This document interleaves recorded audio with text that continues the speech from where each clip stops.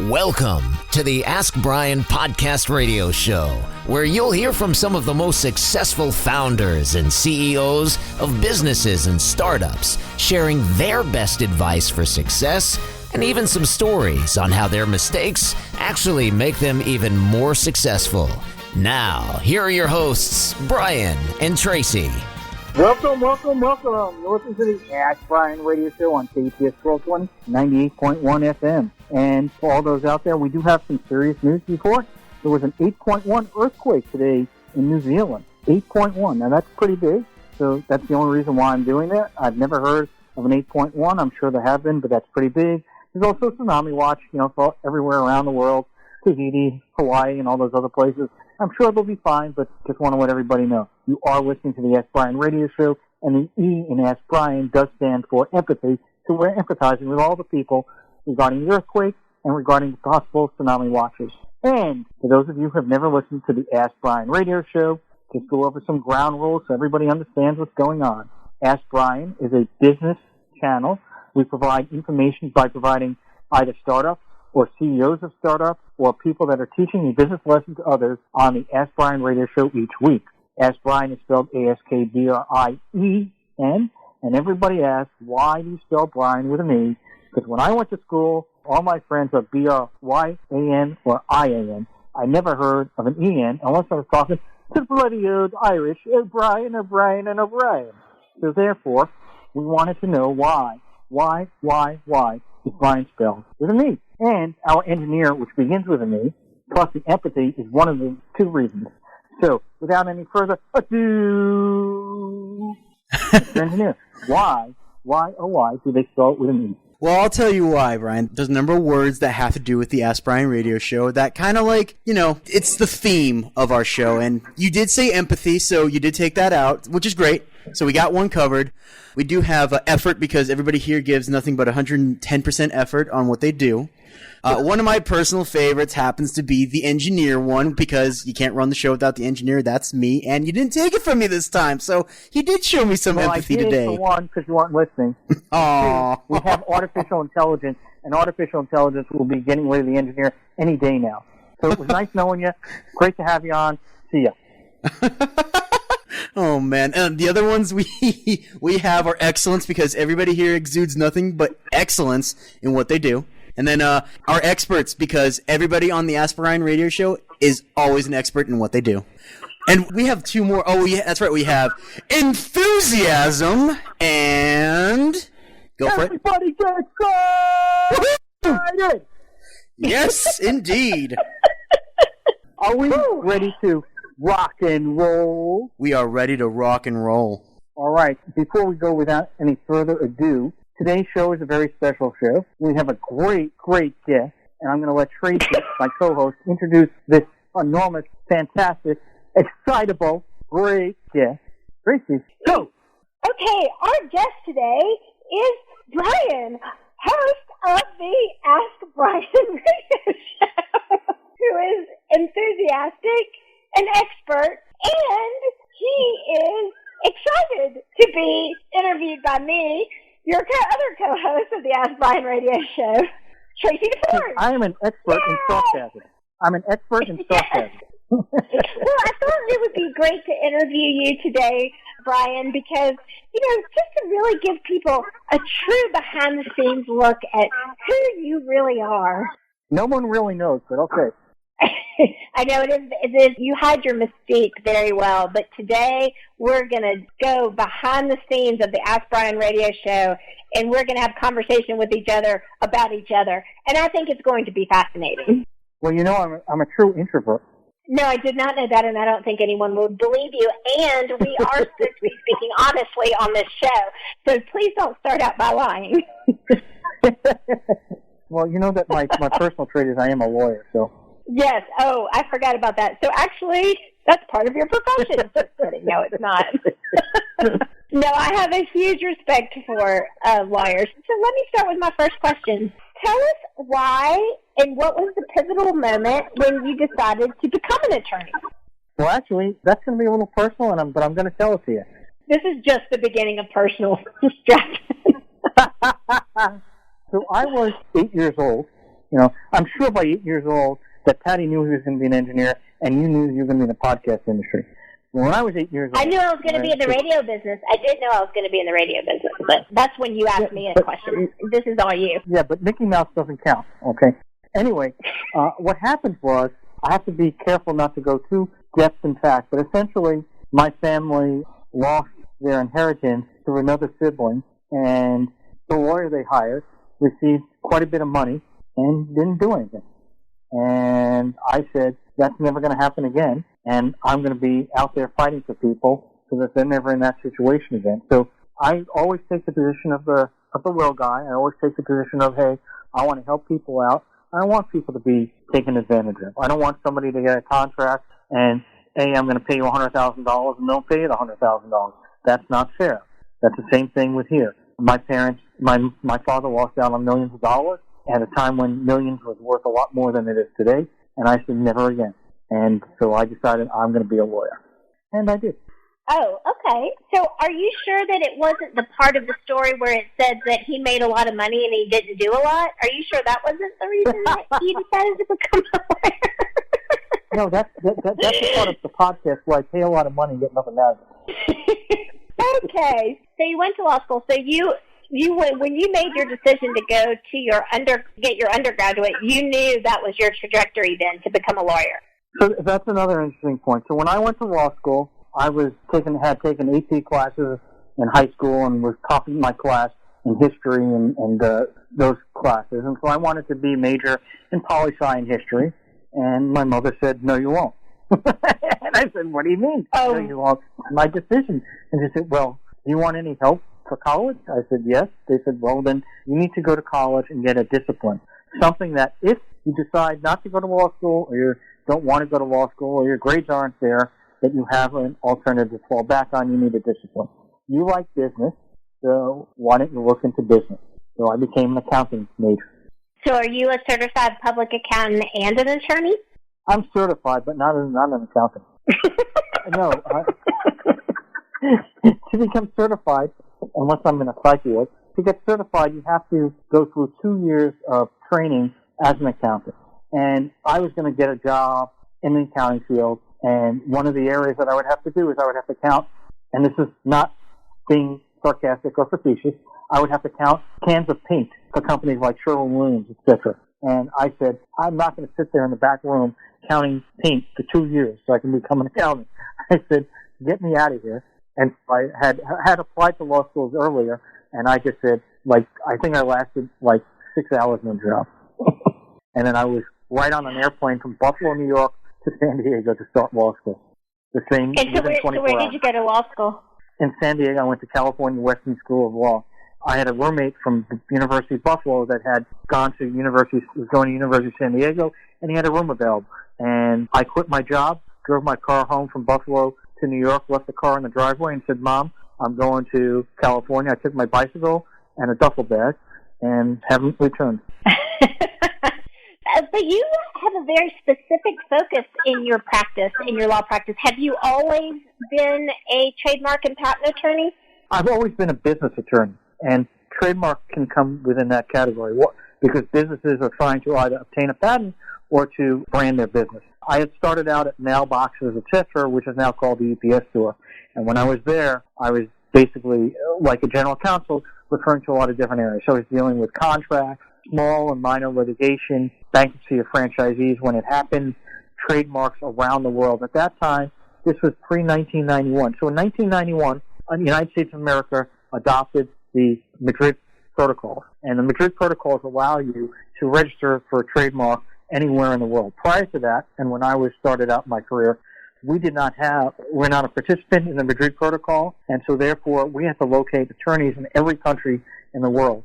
And since we were selling master licenses and an agreement to use the mailbox, etc. name in foreign countries, we couldn't sell somebody the right if we didn't own the mark in that country.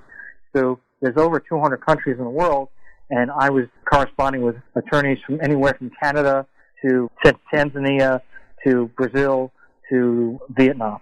Wow. So is there a landmark case that you've ever been a part of that you could share details with?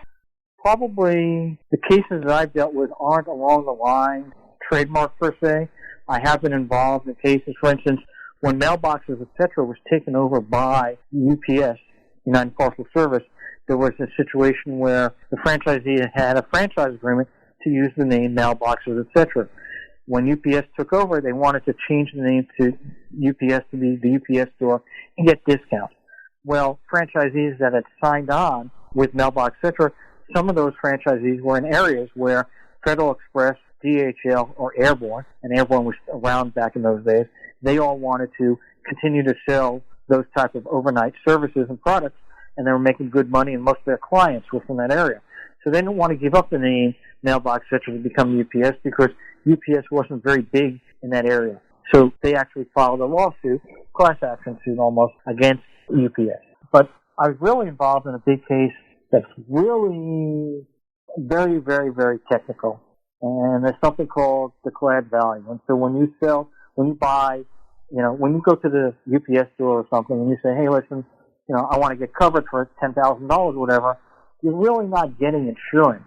Insurance is really only obtainable through a private policy that you have or through, you really can't get insurance, okay? The post office allows you to get insurance, but nobody else does.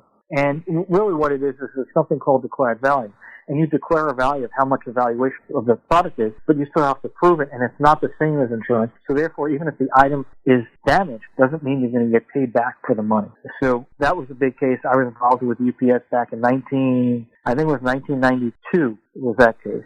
But I've also been involved in other cases. For instance, I was involved in a Bitcoin case where Mt. Gox was the largest Bitcoin company in the world, and people lost $438 million from Mt. Gox. And when they closed down the company and wouldn't fund people that had Bitcoin money, I actually represented the defendant, and I prevailed. So I've been on both sides of the equation.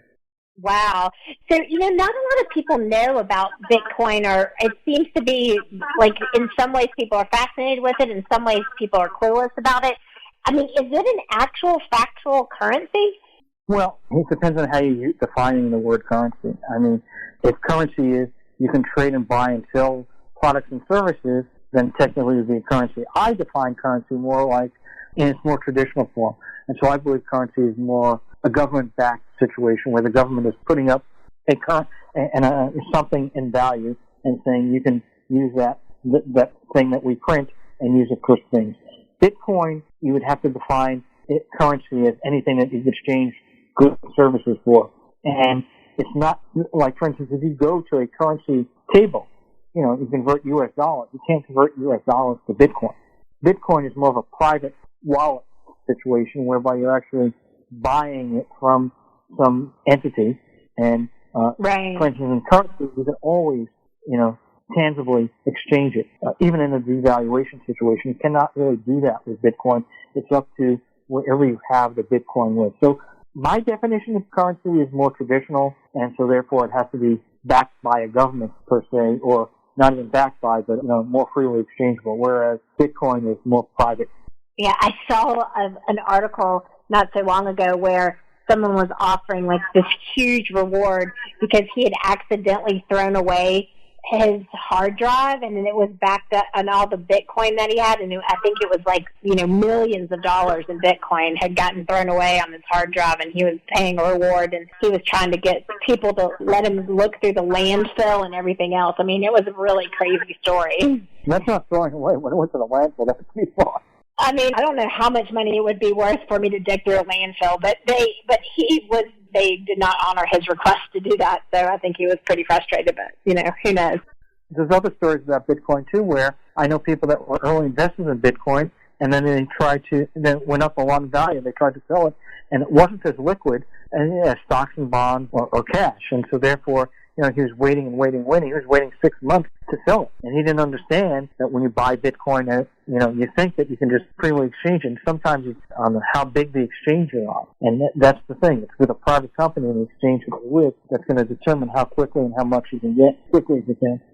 So you and I both have worked with lots of businesses, lots of startups, and one of the things that I get asked so frequently when building and helping build brands for new businesses is about trademarking. So I want to make sure that we get to cover what your area of expertise, and although we know you have many, and talk about how important it is for a trademark for a business. But also, one of the questions that I think is important is, like, when is it the right time to get a trademark for your business? So is it, in your startup, like when you're very first starting up, before you actually start up? Or do you already need to be in business before you can get one? So what would you recommend if you're starting a business right now and are looking at having your brand trademark?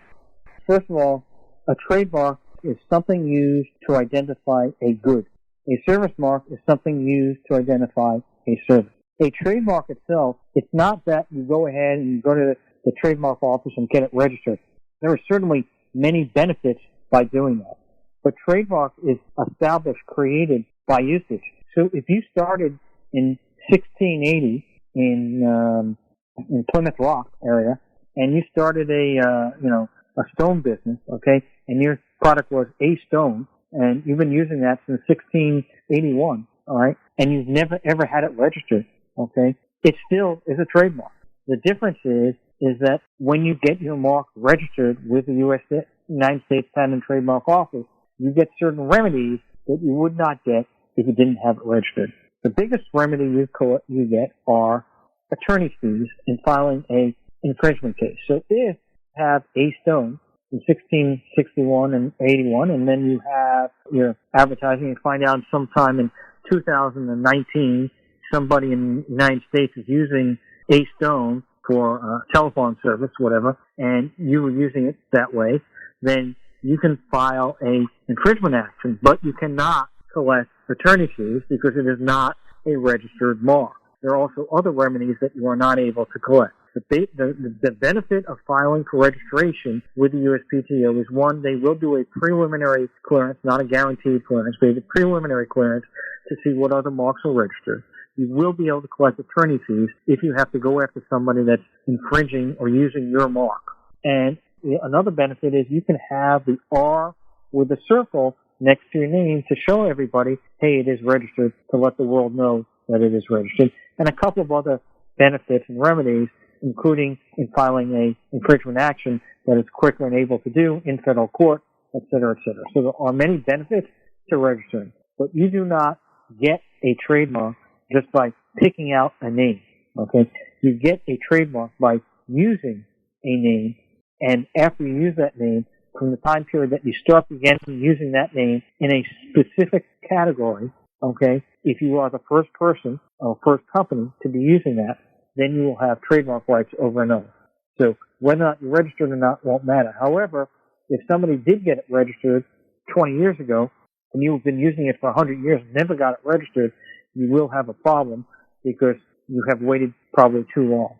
You really want to, if you want to go after and file your mark, you really should do it within 5 years of somebody else using your mark so you can try to get their mark canceled.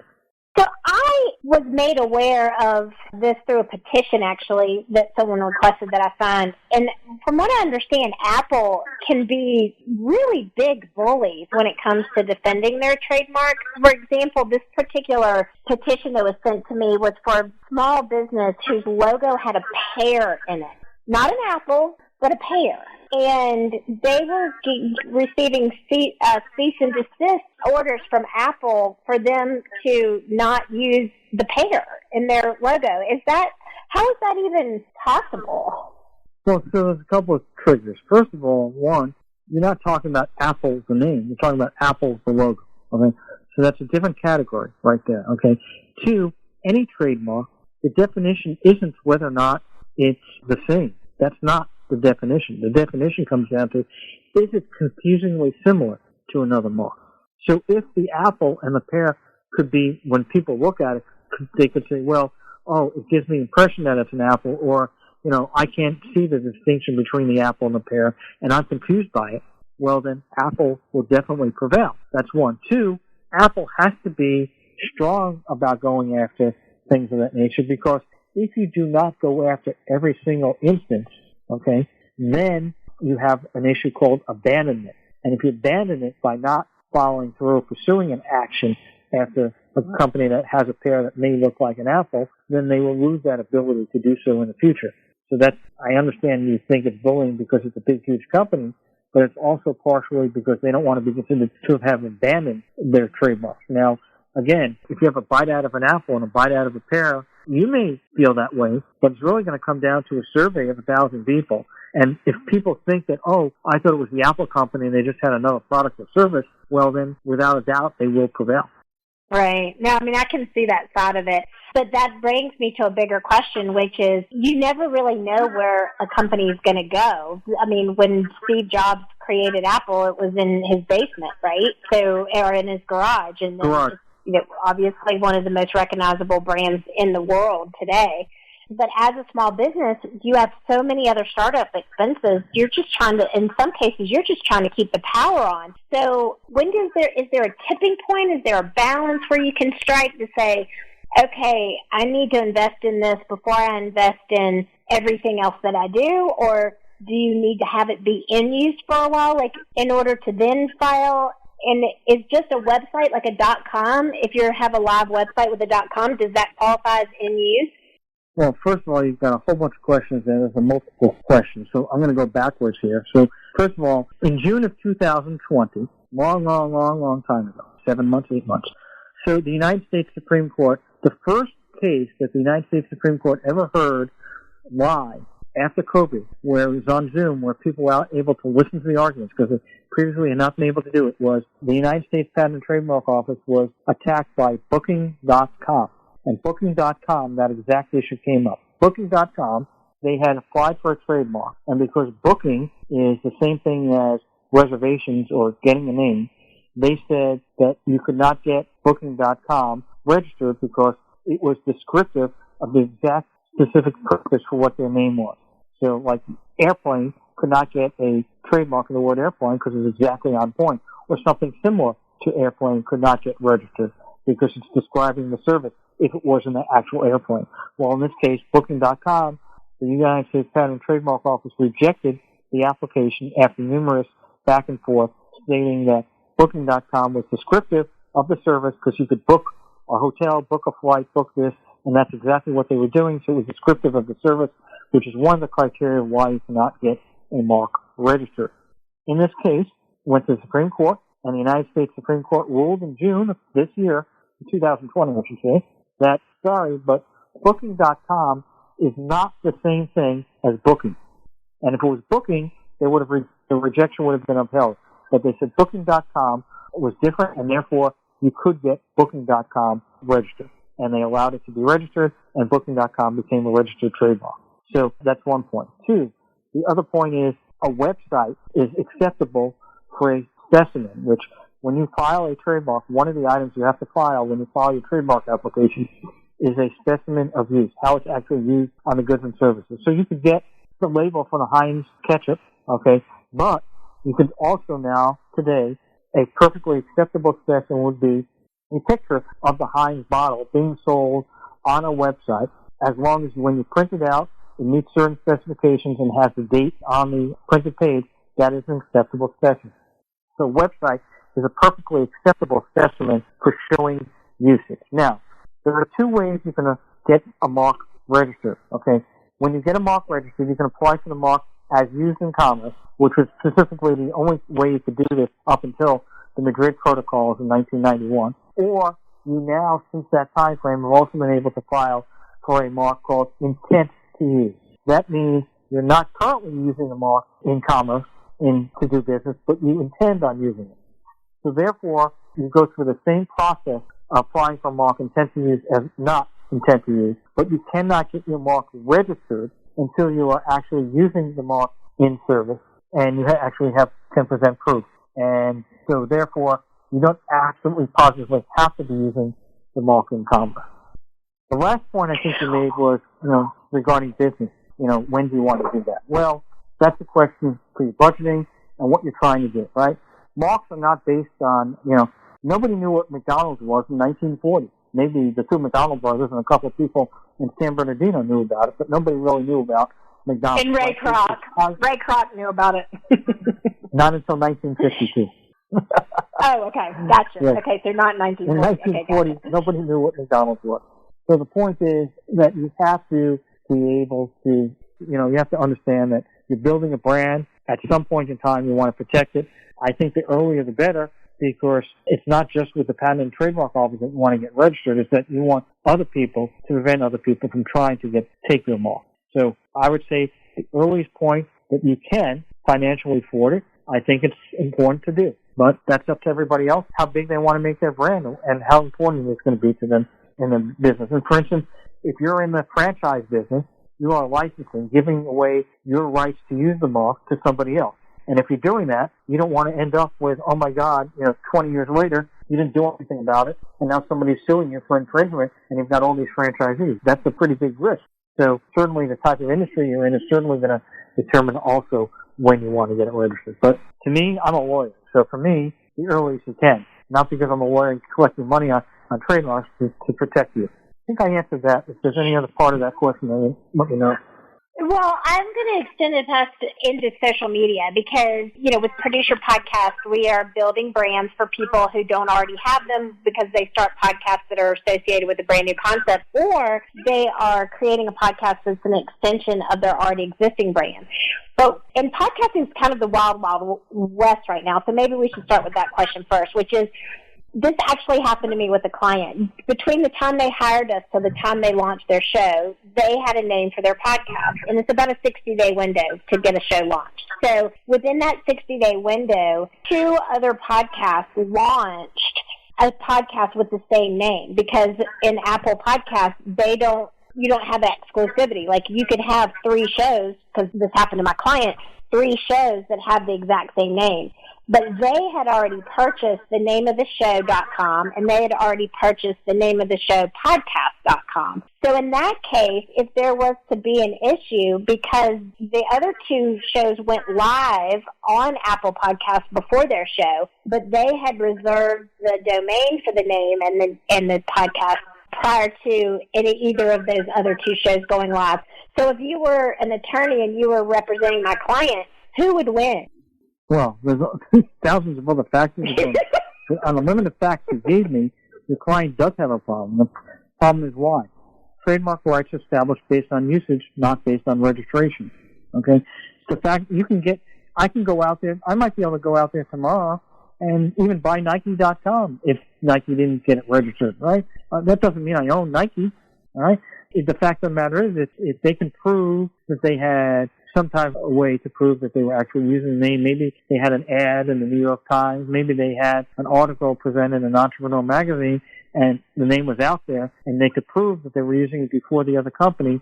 Yes, but otherwise they're going to have trouble. That's so interesting, though, because if someone was to listen to either of those 3 shows, all named the same thing, all different concepts, by the way, but then they went to the Internet and they plugged in the name of the show, it's going to go to my client's podcast site, not the other 2 sites. So I don't know. Right. It's not in dispute. I'm just saying this was the first-time experience that I had as a producer, and it was shocking to see that could all happen within such a short window of time. That's how much creativity, I guess, gets created simultaneously. Well, it's also similar in the recording business, right? You can go to ASCAP, okay, and in ASCAP and then try to get a song, listed there in the catalog, right? That's a similar situation. And yet, even though you get it there, that doesn't mean that you have the copyright if somebody else went to the copyright office and got it registered and established that title was prior to yours, even though you got it registered with ASCAP. Because each one has a different database that they're looking at. And it's going to appear in the database. That's also one of the reasons why I advise clients, and I have to say that probably 98% of my clients refuse to do so, but all clients are advised to get a trademark search done before they file. And the reason why they don't do it is if you go to a real big nationwide company, they're going to charge you $700-800 to do a search, but guess what? They're going to search everything. So they would pick up the podcasts that were on the other 2 podcast companies. They're going to pick up a newspaper article in a small regional paper. They're going to pick up a DBA in Vermont and every single corporation LLC database every state trademark database and the USPTO. They do a full-blown comprehensive search. And if you're really launching a big company or a nationwide company, you really should do that. But most people say, nah, I don't want to spend the money. I got to limit my money. And when you're talking about $800 or $900, and then you find out 2 years later you get sued or the name has to change, it's a lot more money to do that than it is to get it done right. But most people, and I represent $1 million companies, say, sorry, I'm not going to spend my money on it. Well, I just wanted to continue our conversation about this trademark situation because you've given me so many good insights on that. So I have another client. It's like I'm getting all this free advice for my clients. So I have another client who launched a podcast. So they're launching a podcast, but they discovered when they decided on the name of their show, they discovered that there was another magazine that was named the same thing as what they wanted to name their podcast. But since a magazine is not the same as a podcast, does that mean that they're two separate categories and that they could name it the same as the magazine?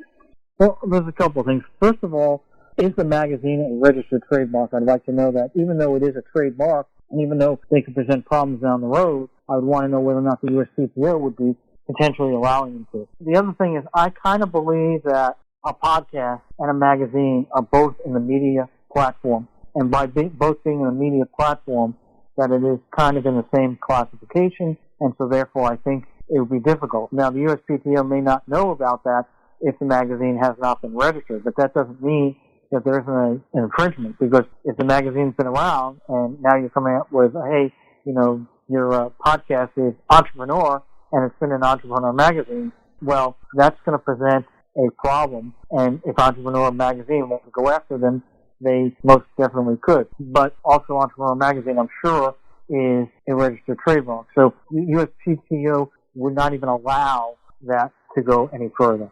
If it was not registered, though, there's a chance they might be able to get it passed, but getting it passed doesn't mean anything because, again, if somebody can establish they've been using it prior, in the same category, they're going to prevail. And I think that whether or not, you know, to me, magazine or podcast, they're both in the same category.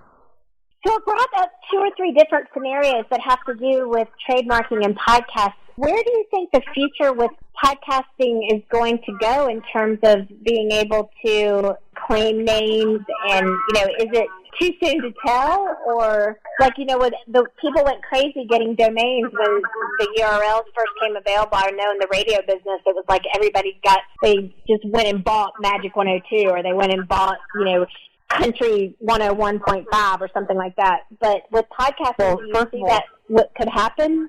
Well, first of all, you're not supposed to be buying names just because you want to hog them or own them. You have to have a basis for it. So if you go out and you bought Magic 102 and there is a Magic 102 radio station, they're going to be under cyber squatting law. They will be allowed to get that name back.